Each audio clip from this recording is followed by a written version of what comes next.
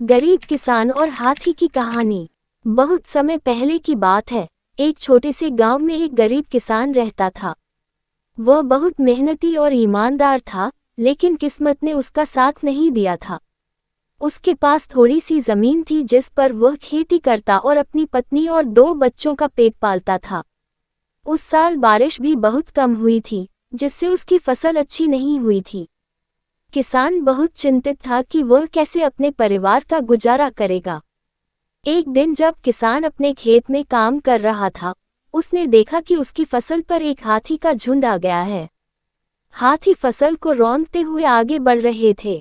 किसान ने सोचा कि अगर ये हाथी इसी तरह से मेरी फसल को नष्ट करते रहे तो मेरे परिवार के लिए भोजन नहीं बचेगा।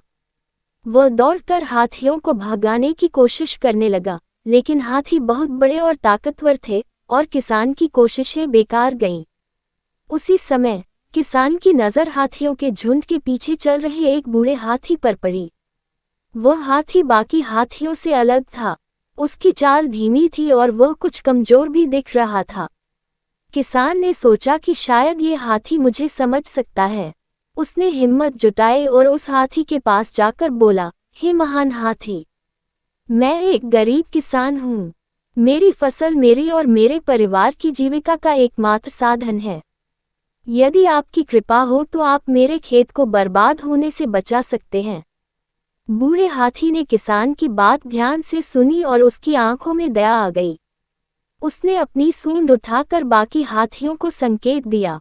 हाथियों ने फसल को नष्ट करना बंद कर दिया और बूढ़े हाथी के पीछे पीछे वहां से चले गए।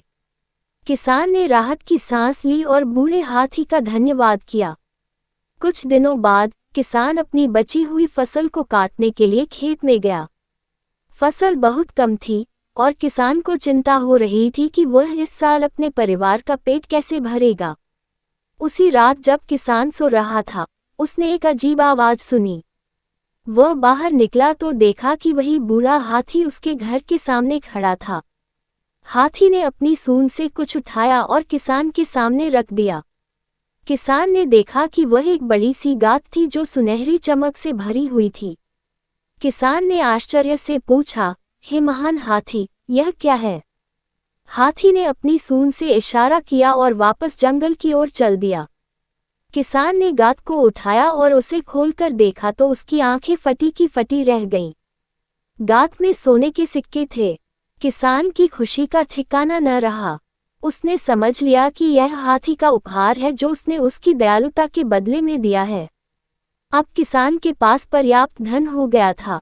उसने अपने परिवार के लिए एक अच्छा घर बनवाया और अपने बच्चों को पढ़ने के लिए स्कूल भेजा। उसने गांव के अन्य किसानों की भी मदद की और सभी के साथ अपनी खुशी बांटी। कहते हैं कि उस दिन के बाद वह बूढ़ा हाथी कभी उस गांव में नहीं आया, लेकिन किसान और उसके परिवार ने हमेशा उसकी कृतज्ञता को अपने दिल में रखा।